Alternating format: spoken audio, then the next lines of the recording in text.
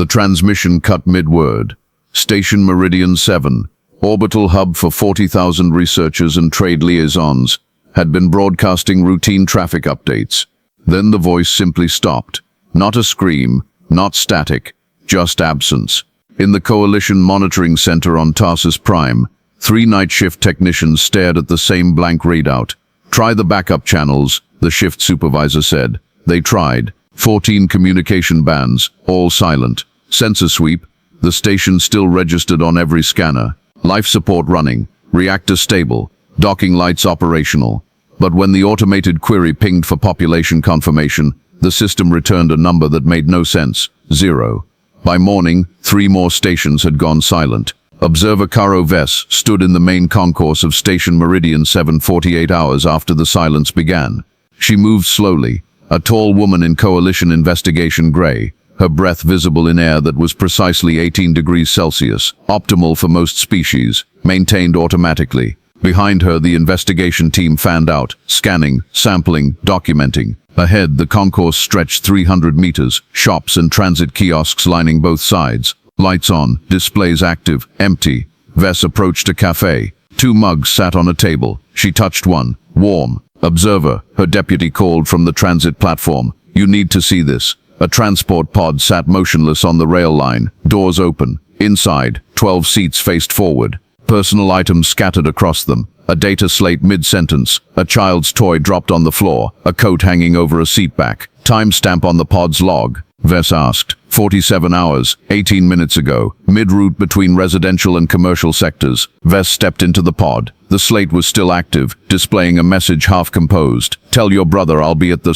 She backed out slowly. "No bodies," her deputy said. "No evidence of violence, no environmental failure. 40,000 people just..." "Don't." Vess cut him off. "Don't say vanished. That's not a conclusion, that's poetry."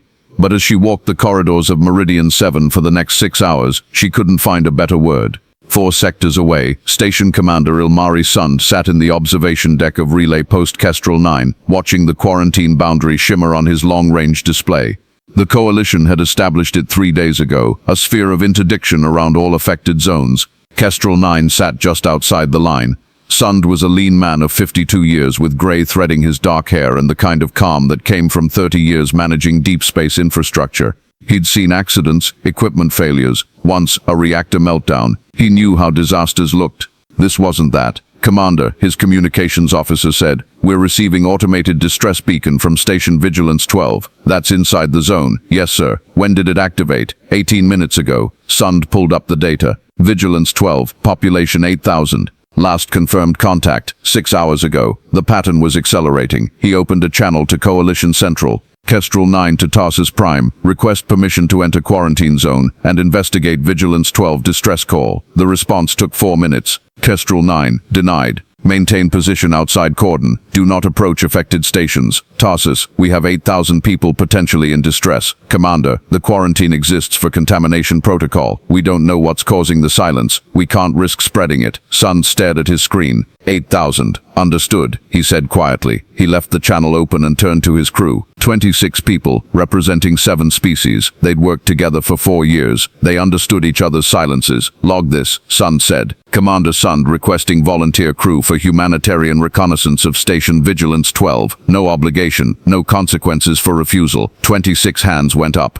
Archival specialist Thenick had not slept in 31 hours. This was not unusual. Quellans processed rest differently than humans. Forearms meant task rotation efficiency. Compound eyes meant visual input from multiple sources simultaneously. And a neural structure that compartmentalized focus allowed for what humans called obsessive research spirals, without the associated degradation. The Nick sat in the historical anomalies wing of the Coalition archive, surrounded by holographic displays showing 2 centuries of incident reports. The current silence events had triggered something in the pattern recognition sectors of Thenick's mind. These weren't the first disappearances, just the largest. One screen showed a cargo hauler in 237. Crew of 7 vanished mid-route. Ship intact, cargo undisturbed. Investigation concluded with inconclusive possible life support failure, despite contradictory evidence. Another screen, research outpost in 251. 12 scientists. Vanished. Communications active until moment of disappearance. Then silence. Investigation suspended due to lack of evidence. 17 more incidents across 190 years, always along high-traffic FTL routes, always leaving infrastructure intact. Then secondary arms manipulated data, overlaying incidents on a star map while primary arms compiled variables. When the pattern emerged, 3 arms froze mid-motion. Every incident occurred within 12 light-years of a major FTL corridor intersection, points where thousands of ships compressed space for faster-than-light travel, points where space-time experienced the most stress. Then triggered an urgent flag on the research file and sent it directly to Observer VES with a priority marker. Then finally allowed 2 arms to rest while the other 2 continued compiling supporting data. Sleep could wait. This couldn't. Technician First Class Roj Hallas stood in the engine compartment of the survey ship Constant, explaining FTL mechanics to a cluster of junior engineers who looked like they'd rather be anywhere else. Hallas didn't blame them. Most people didn't care how FTL worked. They just wanted it to work. But Hallas had spent 18 years maintaining compression drives, and he understood something most people didn't. Every jump left a mark. Think of space like fabric, he said, holding up a maintenance cloth for demonstration. When we engage FTL, we're not moving through space normally. We're compressing it. He pinched the cloth between 2 fingers, bunching it together. We squeeze the distance shorter, travel across the compressed section, then release it behind us. One of the junior techs raised a hand. So we're folding space. Not folding, compressing. Like, Hallas searched for the right metaphor. Like squeezing a spring. It resists. It wants to return to normal length. When we release it, it snaps back. Does it snap back completely? Hallas paused. This was the question that had been keeping him awake lately. Mostly, he said carefully. But if you compress a spring 10,000 times, eventually the metal fatigues, microfractures form. The spring doesn't quite return to its original shape. Is space-time doing that? Fatiguing? I don't know, Hallas admitted. But I've been logging resonance patterns in compression chambers for 6 years. The frequencies are changing, getting more chaotic, like the chambers are working harder to achieve the same compression, like the fabric is getting stiffer, or scarred. The junior techs exchanged glances. One of them asked the question Hallas had been afraid to answer. Could that explain the silence events? I don't know, Hallas said again, but I sent my data to Coalition Research 3 days ago. Someone should be looking at it. Someone was. The Coalition Emergency Council convened in the spherical chamber on Tarsus Prime, where representatives from 43 species gathered to debate matters affecting galactic stability. Today the chamber was full. Observer VES stood at the central platform, holographic displays floating around her showing silent stations, population figures, quarantine boundaries, current count, she said. Voice steady despite exhaustion. Is 16 stations affected? Total population within quarantine zones, 8.4 million sentient beings. A ripple of motion through the chamber, 8 million. The Pelian delegate raised a crystalline appendage. Observer VES, what is your assessment of contamination risk? Unknown. No biological agent has been detected. No radiation, no toxins. Environmental conditions aboard affected stations remain optimal for life. Then what's killing them? Nothing is killing them. VES let that hang in the air. No bodies have been recovered. No remains. No evidence of death. Then where are they? That's what we're trying to determine. A human delegate from the Earth Coalition stood. Ambassador Chen Raywen, a sharp-faced woman in her 60s. Observer VES, have you reviewed Specialist Thenix's historical pattern analysis? I have. And the FTL stress hypothesis. I'm aware of it. Then you understand this may be a systemic issue related to 2 centuries of high-density FTL travel creating cumulative damage to space-time structure. VES nodded slowly. It's one theory. If that theory is correct, Ambassador Chen continued, then quarantining affected zones doesn't solve the problem. It merely delays the expansion. Every ship that jumps through those corridors adds more stress, more damage. We need to investigate the source. The Cathene military observer stood, scaled skin gleaming under chamber lights. Investigation requires entry into contaminated zones that risk spreading whatever phenomenon is occurring. We don't know if it spreads, Chen countered. Exactly, we don't know. Therefore, prudence demands isolation. Ambassador Chen's expression didn't change. Prudence is one word for it. Abandonment is another. The chamber erupted in overlapping voices, delegates arguing in multiple languages, translation software struggling to keep pace. The council chair, an elderly Thranok with moss growing along his carapace, raised a silencing appendage. Order. We will vote. Proposal. Maintain current quarantine. Expand boundaries as needed. Divert all civilian and commercial traffic away from affected corridors. Allocate research resources to remote investigation only. No manned entry into silent zones. And the 8.4 million people already inside, Chen asked. We will continue monitoring. If a solution emerges, we will act. That's a death sentence. That's precaution until we understand what we're facing. The vote took 6 minutes. 37 species voted to maintain quarantine. 4 voted against. 2 abstained. Ambassador Chen stood quietly during the count, then activated her personal communication link. Chen to Earth Coalition Central. Quarantine upheld. Entering next phase. The response crackled back. Understood. Proceed with independent action. They'd traveled in silence, each crew member processing what they might find. What they found was another ghost station. Sun walked the corridors with 3 crew members, their helmet lights cutting through dimness. Life support was failing here. Power systems degrading without maintenance. They had perhaps 12 hours before atmosphere became unbreathable, but there were no people to breathe it. In the station's central command, Sun found the operations log still active. The last entry, time-stamped 8 hours ago. Sensation of doubling. Crew reporting visual echo effects. Seeing themselves at slight temporal delay. Investigating possible neurological contamination. Will report. That was all. Sun stood in the command center, surrounded by active consoles and empty chairs, and felt something cold settle in his chest. Not fear, something else.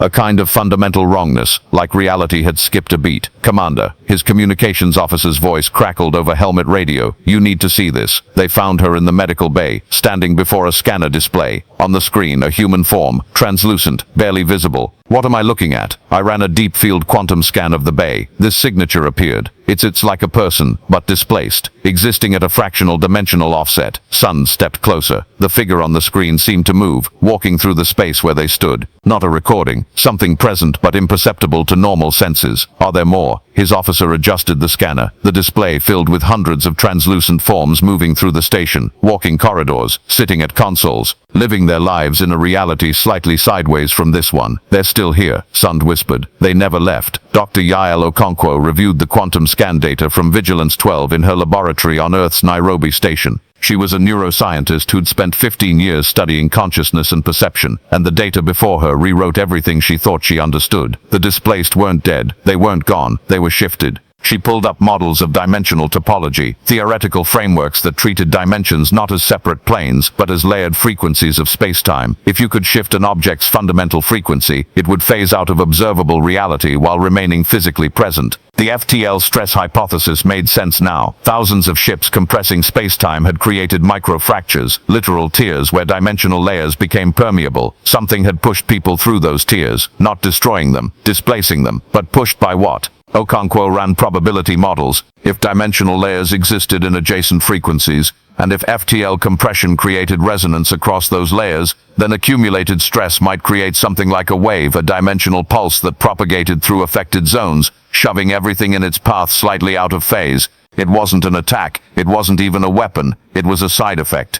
She opened a communication link to the Earth Coalition Defense Council. Dr. Okonkwo to Central. I have a working theory and a potential approach. We need to discuss the anchoring procedure. 3 hours later, she stood before a classified briefing room explaining experimental neurological modification. If we can alter perception to span multiple dimensional frequencies simultaneously, she said, we might be able to create observers who can see both our reality and the displaced layer. They could potentially navigate drift space and map the topology. Can you do that? A general asked. In theory, what's the risk? Okonkwo met his eyes. The modification causes progressive phase displacement. Subjects would gradually shift toward the drift layer themselves. Eventually, they'd displace permanently. So it's one way. Yes. How long would they have? Unknown. Days, maybe. Hours, possibly. The room fell silent. You're asking for volunteers to essentially commit suicide, the general said. I'm offering a chance to map drift space and potentially create retrieval corridors for millions of displaced people. Okonkwo's voice was steel. I'm not asking anyone to do anything I won't do myself. You're volunteering. I designed the procedure. If it works, someone needs to know what they're seeing. That someone is me. The general studied her for a long moment. We'll need more than one. I know. Put out the call. 120 people volunteered within 18 hours. They came from Earth, from the lunar colonies, from Mars and Europa, and the distant Centauri settlements. Scientists, engineers, military personnel, civilians, ages ranging from 23 to 68. Different backgrounds, different reasons, all willing to walk into the unknown. Observer Vess interviewed them as part of the Coalition Oversight Protocol. She sat across from a young data analyst named Marcus Chen, who looked barely old enough to vote. Why? Vess asked simply. Chen was quiet for a moment. My mom was on Meridian 7. She's not dead. She's just somewhere else. If there's a chance to bring her back, I have to try. Vess spoke to a military engineer named Katri, who'd served in the Outer Rim for 20 years. Someone has to, Katri said with a shrug. Might as well be someone who's already lived a full life. She interviewed a xenobiology researcher named Park, who specialized in cognitive perception across species. This is the most important question we've ever faced, Park said, eyes bright. What is consciousness? Where does it exist? If we can perceive multiple dimensional layers, what does that say about the nature of identity? I need to know. 120 people, 120 reasons, all saying the same thing underneath. We don't leave them behind. The anchoring procedure took 3 days per subject. Experimental nanoscale neural implants distributed through the visual cortex and temporal processing centers. Pharmacological cascade to increase neuroplasticity. Controlled exposure to quantum field generators that induced microscale dimensional resonance. Dr. Okonkwo went first. She sat in the medical chair, eyes closed, as the neural integration began. At first nothing, then, a doubling of vision, not blurred but layered. She could see the laboratory clearly, but also something else, a translucent echo of the room where equipment sat in slightly different positions, where people moved like ghosts through different tasks. I can see it, she whispered. I can see the drift. Over the next 72 hours, the rest of the volunteers underwent the procedure. Some adapted quickly, others struggled with the disorientation of perceiving 2 realities simultaneously. 3 volunteers experienced severe neurological complications and had to be withdrawn. 117 remained.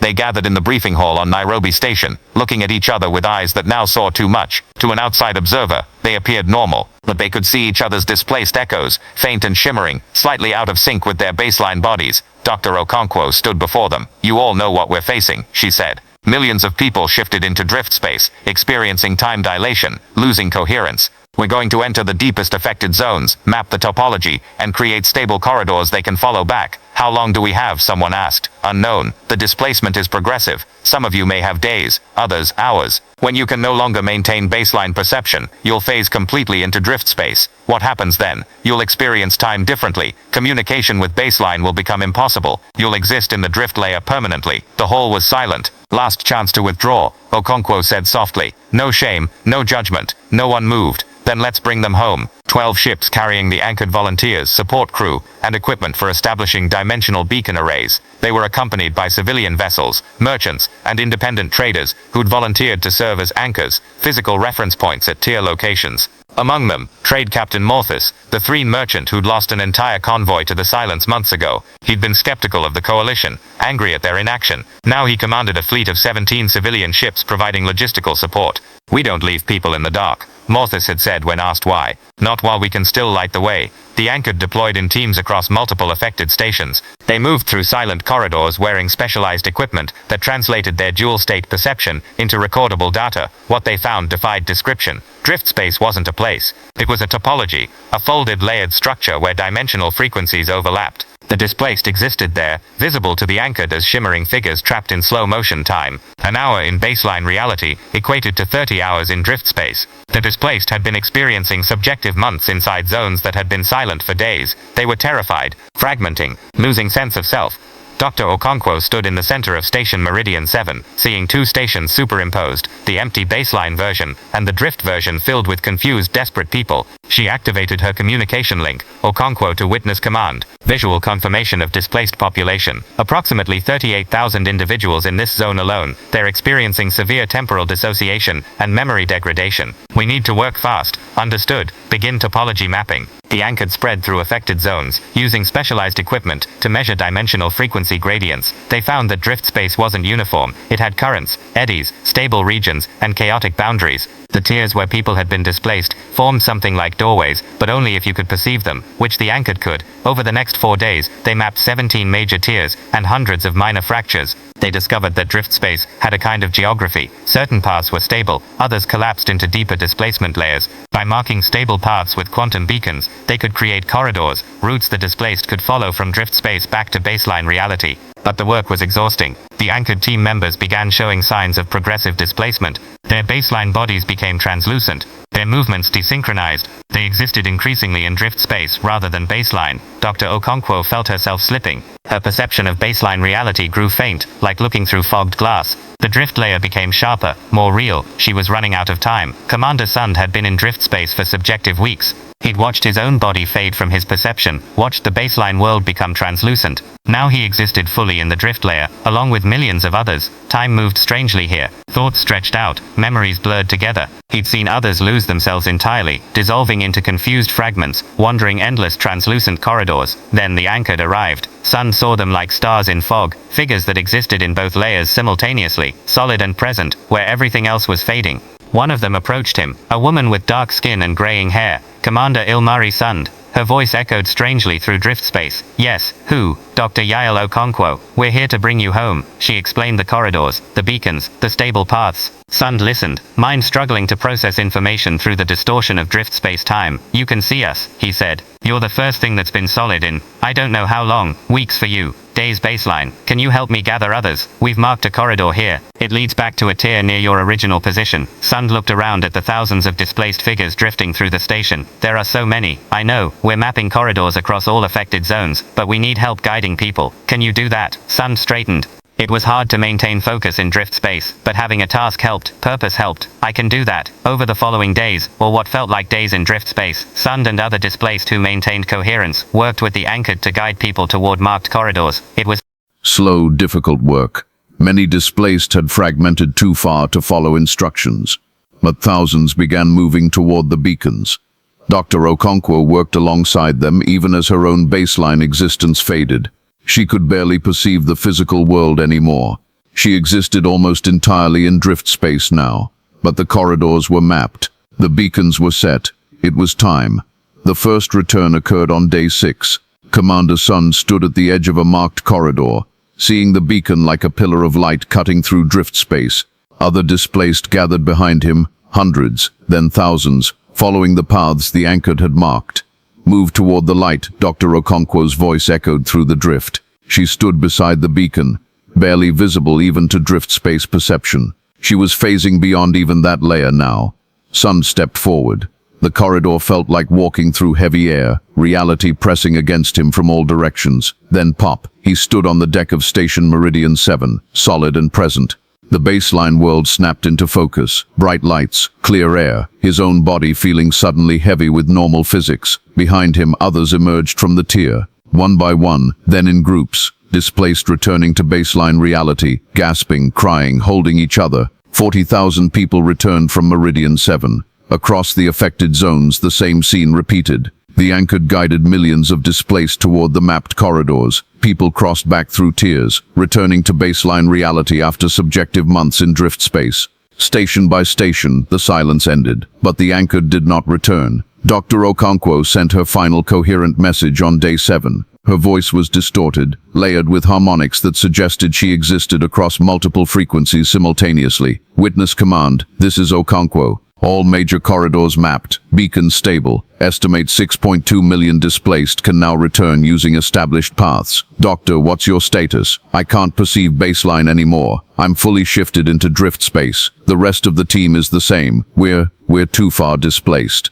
We can't come back. Silence on the channel. Did you know? The commander asked quietly. When you volunteered, did you know it would be one way? Yes. Why? Okonkwo was quiet for a long moment. When she spoke, her voice was soft. Because they needed to come home. And someone had to walk them there. Another pause. We're still here. Still conscious. It's just different. Time is strange. We can see the drift layer clearly now. All of it. The whole structure. Are you in pain? No. It's actually beautiful, in a way. Like seeing a dimension no one knew existed. Doctor, tell them we're okay. Tell them we chose this. Tell them. The signal degraded into harmonics and vanished. 117 Anchored volunteers remained in drift space, displaced beyond retrieval, existing in a dimensional layer adjacent to baseline reality. Not dead, not gone. Witnessing. The coalition established the Gallery Protocol 6 months later. Permanent monitoring stations at every major tier, equipped with quantum state sensors that could detect displaced consciousness. The signals were faint, ghostly signatures at the edge of perception, but they were there. The Anchored could still be seen, barely, moving through drift space like constellations constellations in fog. They existed in different time now. By their perception, centuries might pass while baseline reality experienced years. Communication was impossible, but the sensors recorded their presence. They were still witnessing. The galaxy changed its approach to FTL travel. New compression protocols reduced space-time stress. Existing tiers were monitored and slowly stabilized. The silence events stopped spreading. 6.2 million displaced returned to baseline reality. Not all of them came back. Whole months of subjective time in drift space left psychological scars, but they came back alive, because 117 people walked into the unknown and lit the path home. Observer Caro Vess stood in the memorial garden 3 years after the silence ended. It was built on Earth, in a quiet valley where cherry trees bloomed in spring. The memorial itself was strange, a quantum state display that showed the faint signatures of the anchored still perceptible in drift space. 117 names carved in stone, 117 lights visible to the specially tuned sensors, still there, still witnessing. Vess had come here often in the years since. Her sister had returned from Meridian 7, memories fractured but spirit intact. Others hadn't been so fortunate, but all of them had come home because people refused to leave them behind. A young woman approached the memorial, maybe 25 years old. She wore the uniform of Coalition Deep Space Research, new patches indicating recent graduation. "Excuse me," the woman said. "Were you part of the investigation?" "I was. Can I ask you something?" "Of course." The young woman looked up at the display showing the anchored signatures. "Why did they do it? They must have known they couldn't come back." Vess was quiet for a moment, thinking about volunteers like Marcus Chen, who'd joined to save his mother, like Katri, who'd already lived a full life, like Park, who needed to know, because someone had to, she said finally.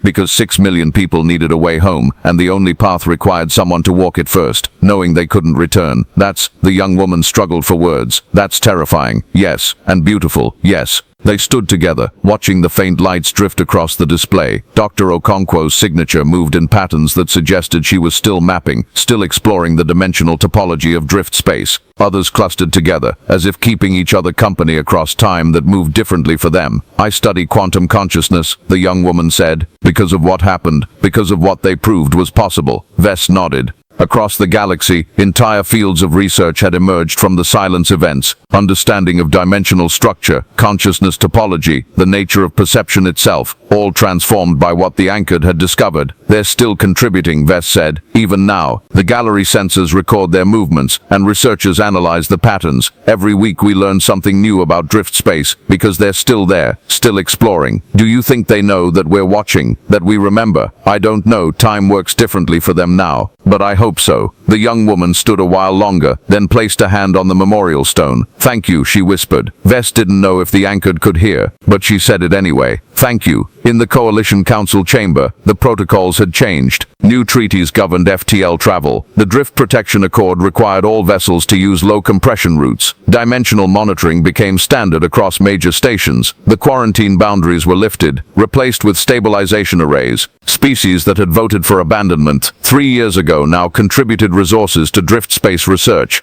Not out of guilt alone, but recognition. If it could happen once, it could happen again. Next time, any of them might be the ones displaced. Next time, they wanted to know someone would come for them. Trade Captain Morthis retired from commerce and started a civilian rescue coordination network. 17 ships had become 73, volunteers from multiple species training in emergency protocols and dimensional hazard response. "The galaxy's too big to leave people behind," Morthis said when asked why. "Someone has to remember that." Commander Sund returned to service after rehabilitation. He trained new officers in drift space awareness, teaching them what he'd learned during his subjective weeks in displacement. He never forgot the moment Dr. Okonkwo appeared like a star in fog. "They walked into the dark so we could find our way home," he told his students. "That's not a debt you repay. That's a responsibility you carry forward." Specialist Denik published 3 major papers on historical FTL stress patterns and became the leading expert on dimensional fatigue. The research helped prevent future tiers and stabilize existing ones. Late at night in the archives, Denik still compiled data on the anchored, tracking their movements through drift space, documenting what they showed. "They're still teaching us," Denik said.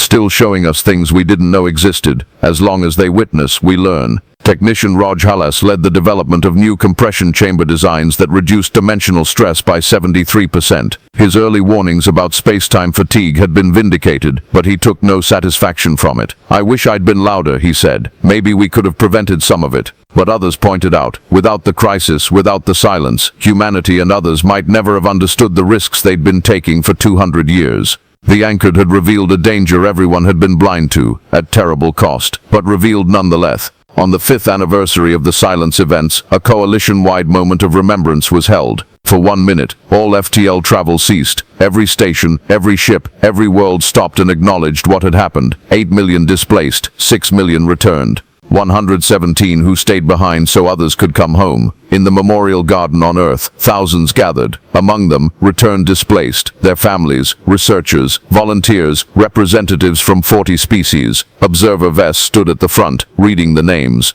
117 names, each followed by a brief description, not their achievements or titles, but their reason for volunteering. Dr. Yale Okonkwo, she went because someone had to know what they were seeing. Marcus Chen, he went to bring his mother home. Specialist Katri, she went because she'd already lived a full life. 117 reasons, 117 choices, all saying the same thing: we don't leave them behind. When the reading finished, the gathered thousands stood in silence, watching the quantum display show those faint signatures still moving through drift space, still there, still conscious, still witnessing a reality no one else could see. A child's voice broke the silence. Will they ever come back? Her mother knelt beside her. No, sweetheart. They're too far away now. Then why do we remember them? The mother looked up at the display, at the lights drifting in patterns across dimensions, because they didn't forget us. Late that night, after the crowds dispersed, Vess remained alone in the garden. She sat on a bench beneath cherry trees, watching the memorial display through branches that filtered moonlight into silver patterns. Her sister had returned from Meridian 7, changed but alive. Others had returned to families, to careers, to lives interrupted but not ended. Millions saved, because some refused to accept abandonment as policy. That was the lesson, Vess thought. Not that sacrifice was noble, though it was. Not that courage existed, though it did. The lesson was simpler. In the face of impossible choices, when reason suggested retreat and preservation, humanity had looked at 8 million people drifting in the dark and said no, not with anger, not with grand speeches, just no, we don't do that.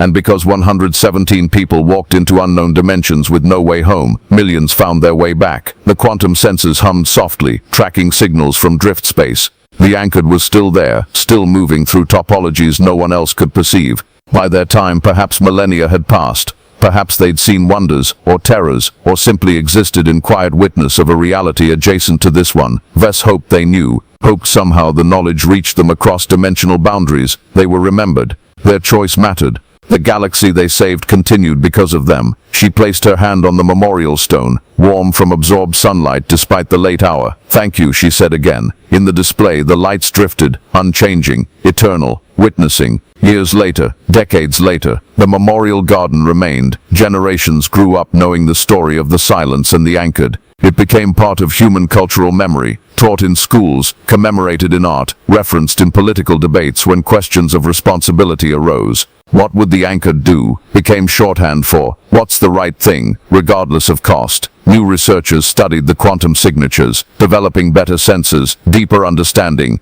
They confirmed what many suspected. The anchored was still coherent, still conscious, still exploring drift space. Their movements suggested purpose, pattern, even perhaps joy. They'd found something in that strange dimension. Not horror, not imprisonment, something else. A frontier no one knew existed, a perspective no one had imagined. They existed between worlds, witnessing both, belonging fully to neither. And they showed the galaxy something vital, that consciousness could adapt, could exist in states previously thought impossible, could bridge realities if willing to pay the price. They proved that persistence itself was a kind of victory, that witnessing was a form of presence, that choosing to stay so others could leave was its own kind of strength. The galaxy remembered, and in drift space, visible only to specialized sensors, 117 lights continued their slow movement through dimensions, proving that some journeys don't end, they transform. If you want to see more stories exploring the edges of what humanity will do when faced with the impossible, subscribe. There are wonders and terrors waiting in the spaces between.